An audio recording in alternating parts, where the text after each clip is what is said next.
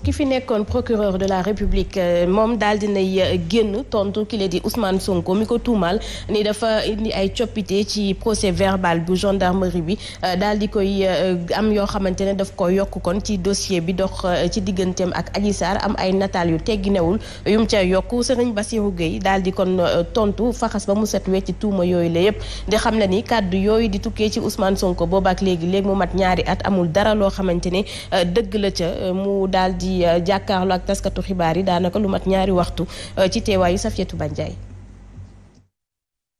République nag di setal boppam Serigne Bassirou Gueye di xamle ne rek bépp tuuma boo xamante ne Ousmane Sonko teg na ko ci ndoddama ñeel dossier Sweet Beauty amul lenn lu ciy dëgg te moom laalew ci benn yoon.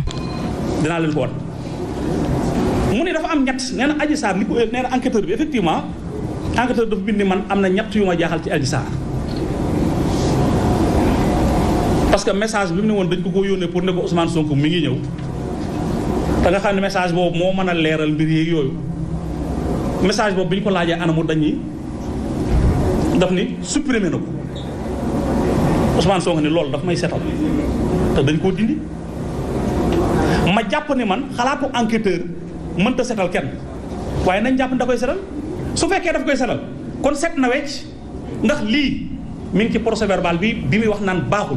ni mu nekk fii ak place bi mu nekk fii muy première position noonu la nekkee fee. Serigne Bassirou Gueye di woo itam taskatu xibaar yi ci ñu vigilant torop ci rapport enquête interne bu gendarmerie bi nga xamante ne dina génn ngir rek ñu mën a seetlu ni que capitaine Touré rek moo ko ci tuumaat. enquête interne bu gendarmerie maanaam ay gendarme lañ doon déglu man kenn laajuma waaw est-ce que loo xam ne ay gendarme doon wax ñu ni kii mu ni kii la ñu ni kii la mu ni kii la ñu tudd Serigne Bassirou Gueye tudd Moussa Fall waaw boobu enquête man na maa dugal kenn laajuma sama xalaat kenn laajuma wala man léegi aw ma présomption d'innocence comme moom li muy xeexal boppam ni moom dañoo war a respecter ay àqam ak yelleefam man samay àqal sama yelleef bu fekkoon te ni bëgg naa lu yomb dama la leen mais man enquête boobu sama yoon newu ca. muy xamle ni que musul acharné wu benn yoon ci ki nga xamante ni moo di Ousmane Sonko tey leeral ni PV bi nga xamante ne moom la Ousmane Sonko di contesté moo gën a oyof ci moom ci dossier bi. Mansour kon ki nekkoon procureur raxas na boppam ba mu set ci ñu ko takkal Safiatou Bandiaye wax na ko ndax ci dolli ni moom PV bi mu yor moo gën a oyof. moo gën a oyof ak li muy wax ni moo gën a oyof par rapport ak liy xaar Ousmane Sonko donc moom annoncé nañu liy xaar Ousmane Sonko déjà moom annoncé nañu ko benn ñaareel bi ci des dama seetlu ci ay waxam procureur ay manquement ci côté communication jël na exemple ci Ousmane Sonko tudd njiital gendarmerie nationale Ousmane Sonko tudd moom Ousmane Sonko tudd ministre de l'intérieur Ousmane Sonko tudd ministre de la justice mais boo seetee ci wax ji spécifié wul li nga xam ni mooy institution bi wala banqas ba mais dafa teg personnage bi nit ki ci boppam la teg te moom am na fu mu waxee ni xanaa man awma présomption d'innocence xanaa awma ko léegi moom bu amee loolu kon nangu na ni moom nit la kon sénégalais bu yoon daf ko ëmbaale comme ni mu ëmbaale man ëmbaale ko Ousmane Sonko ëmbaale ko kaneen mais comme yoon boobu noonu la mën a ëmbaale ki mën a xëy tey nekk ministre de la justice ki mën a xëy tey jiite gendarmerie nationale ki mën a xëy tey nekk ministre de l'intérieur c'est-à-dire que benn dossier bu amee ñi ci impliqué wu ñëpp ci biir comme ni ma ko saxalee ci benn dossier moo tax Sénégal yi di poser ay questions ñooñu ñëpp lu leen ci foofu la question bi nekk mooy ñooñu ñëpp lu leen ci yaaxat yi après coowal Ousmane Sonko Adji Sarr ñaata dossier viol la ñu fi am ñaata am na ay kilifa yoo xam ne ñu ngi ci prison bi am na ay kilifa yoo xam ne nekkuñu ci prison bi mais ñaata dossier viol nga fi déggaat mais lan moo tax dossier bi toujours nekk arme bu waa Benno Bokk Yaakaar def seen poche te ñu ni politique bokk ci lan moo indi dossier bi tey ba ki nekkoon procureur de la République génn pour def ay précisions pour sang boppam ci dossier bi loolu dafay firnde li ma waxoon bëkk dem ni dossier bi saf na politique nañ ko awale ci dossier yi ñu doon awale yépp atte xam nga ñu demee bay proposer Sénégal nañuy def audience publique filmée mais loolu jëkk ko xalaat ci Sénégal sax mooy yàpp ki ngay waxal kan moo mës a xalaat fii Sénégal benn audience boo xam dañu ko filmer publiquement loolu du suñu ngor du sax ñun Sénégal suñu tolluwaay ci wàllu nekkin ci wàllu dëkkandoo ci wàllu voilà quoi dossier bi bëgg ak bañ taq na ba noppi cuubu na ci politique ba noppi te kenn du ko ci setal Léopold leneen lu attiré attention yi mooy capitaine Touré mi nga xamante ne ndorteel bi ba tey dañu naan ci jegeñaale Ousmane Sonko yi la bokk moo xam leen ni moom képp ci gendarmerie moom ngay lire rapport am mu gën a dugal Ousmane Sonko. waaw en fait li may mën a wax mooy c'est que c'est un flou artistique. C'est-à-dire qu'aussi il faut voir ne que Ousmane Sonko tamit a bien manœuvré parce que à chaque fois di nga dégg mu accuser kenn boo accuser kenn accuser na ñaar ñett mu accuser ñëpp léegi tey jii suñu fi tegoon ñu waroon seet ñan la Ousmane Sonko accusé si li nga xam ne moo di problème mu Adji Sarr bi di nga sentir ne que y a au moins plus de 10 personnes yoo xam ne ni tudd na leen ci mbir mi c'est vrai ou c'est pas vrai mënuñu cee xam dara parce que luñ ci wax rek day fekk ne peut-être dañuy tooñ waaye li ci am mooy ñoom ñi nga xam ne ñoo nekk dans le cadre de la justice ñoom ñoo mun a war a setal mbir yi pour que ñu def mener ay enquêtes yoo xam ne ni pour que nit ñi au moins ñu mun a xam naka la tëddee parce que lii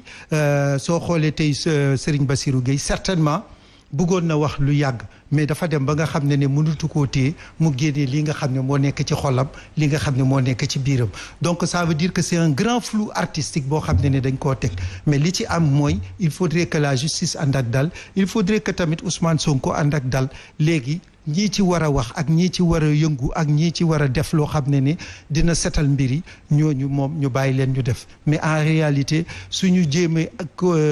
maintenir le flou ça veut dire que duñu génn ci guute bi parce que depuis combien de temps ñi ngi nekk ci affaire Adji Sarr Ousmane Sonko mais ça ne nous plaît pas parce que Ousmane Sonko ak kii c'est pas notre tasse de thé ñoom ñoo xam su dee lan moo fa am ak lan moo fa amut mais ce qui est sûr mooy il faudrait que l'État continue sa marche. Léopold keneen itam daal dinay génn ngir tontu ko muy jëflanteel ci jamono ji mu di Aminata Touré ñaari fan ginnaaw bi ñu jëlee dogal kon ni dañuy tekki ay ndombol tànki député am ca Assemblée nationale Aminata Touré jël yëpp sëf ko président Macky Sall joxoñ ko baaraamu tuuma di xamle ni dañu ko tegal ndigg sërëx daal di koy kon comploter naka noonee muy xamle itam ni dogal boobu ñu jël daañu ko yóbbu ci kanamu yoon bu ko defee ñu yoon atte mu rax ci dolli itam ne taxaw na temb fi mu ne ngir xeex nguuru président Macky Sall question d'honneur la waaye taxaw na temb itam ngir xeex ñetteelu mandat wala ñetteelu candidature bu fekkee président Macky Sall loolee lay mbëbët ñu ànd ci ak Fatulaye Mbaye Diop.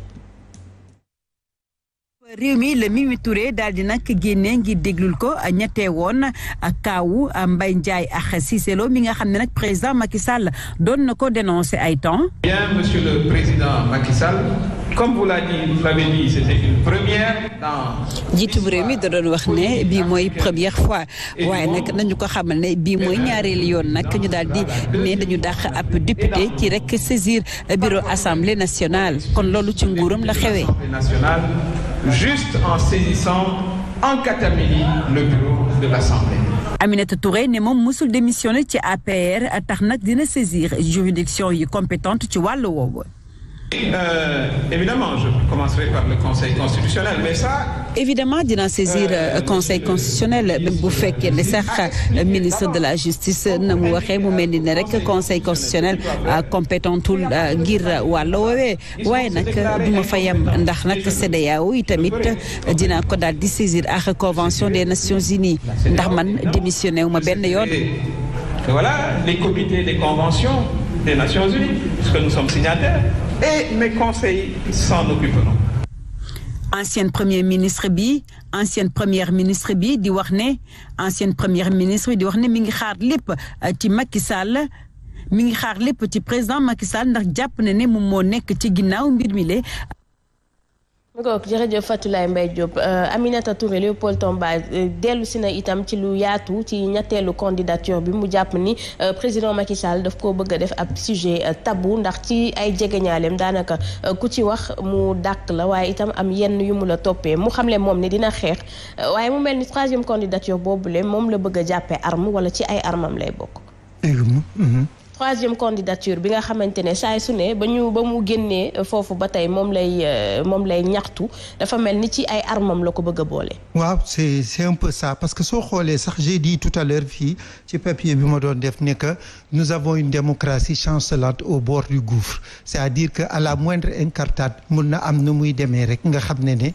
les choses vont changer mais li ci am ba des mooy c'est que Mimi Touré est bel et bien dans ses droits peut-être que dañ koo jàpp à la dernière sortie mooy maanaam dafa am loo xam ne ndëgg sërëx yu ñu teg yoo xam ne peut-être que dañoo jàpp ne loolu en réalité c'est une chose boo xam ne qui doit se faire mais est-ce que jurisprudence bu ñuy invoquer ak Cissé Lo ak yeneen est-ce que c'est la même jurisprudence on va essayer de voir parce que nous ne sommes pas des juristes pour jéem see wax ci dara parce que amaguñu tamit les éléments probants mais li ci am ba des mooy très souvent li am au sein de l'hémicycle dafa ñaaw nit ki day ñëw ñu fal ko mu nekk député après léegi ñuy chercher une majorité c'est majorité boobu boo koy wut na nga ko am ci loo xam ne maanaam ci vote bi la jógee mais soo jëlee dara loo xam ne dafa jóge ci vote bi yegg si ci yow mu toog assemblée nationale ba muy fekkee ay plusieurs séances après ngeen xëy benn jour ngeen lalal ko ndagg sërëx après ngeen génnee ko mais loolu c'est pas une démocratie loolu tamit c'est pas un hémicycle l'hémicycle c'est que les gens il faut que ñu jox leen seen gëdd ak seen wàccuwaay mais boo bëggee à chaque fois faire des manœuvres pour pouvoir tes ennemis yëpp nga teg leen de côté ça veut dire ne que on a une démocratie chancelante et si on y prend garde on va dans le fossé. donc nee na moom dañu ko compléter Mansour te li wóor mooy dina def recours ndax nee na question d'honneur lay doon. waaw yoon may na ko def. te da ko war a def sax nag te daf ko war a foqal ñi te dañu war a xam donte woon sax nag position bi mu nekk moom ñaare ku fi nekk ak li ñu xam ci politique gu Sénégal ak histoire politique gu Sénégal même bu defee recours du mujj fenn. parce que moom mi donc leçon la ci am na lu mu bindoon moo Guy Marius Sagna fan yi mujjul fenn pratiquement donc dafa am nu Sénégal di doxee noo xamante ni bii mooy li tax bu ñu nee am na démocratie dafay poser problème parce que nit mënoon naa xalaat lu nekk lu dul teggee Aminata Touré ci assemblée nationale ci mu nekk député parce que ñëpp àndandoo woon dénoncer jooytu ñaxtu bi ko waa PDS defee Macky Sall ca présidence bu assemblée nationale mais li ñu doon jooytu muy rupture